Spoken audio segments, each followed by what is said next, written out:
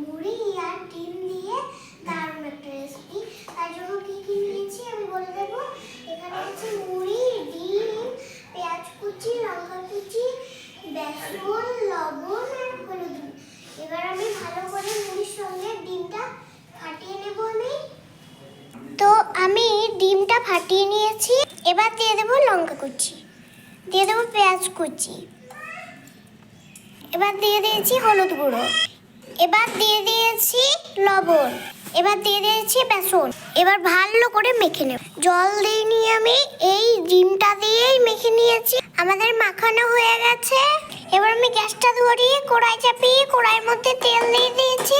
এবার হাতে একটু তেল নিয়ে গোল গোল করে শেপ দিয়ে দিতে হবে। আমাদের তেল গরম হয়ে গেছিল, আমি একে একে সব গোল শেপ দিয়ে দিচ্ছি। আমাদের হয়ে গেছে, আমি গ্যাসটা অফ করে দিয়েছি। এবার আমি তুলে নেব। দেখুন বন্ধুরা কত সুন্দর হয়েছে। তো এবার আমি টেস্ট করে দেখব।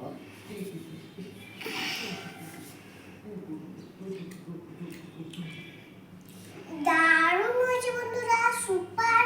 যদি ভিডিওটা ভালো লেগে থাকে লাইক সাবস্ক্রাইব অবশ্যই করে দেবেন এবং কমেন্ট করেও জানাবেন। আর আপনারা ঘরে করে দেখবেন, খুব খুব খুব ভালো লাগবে। Tata bye bye.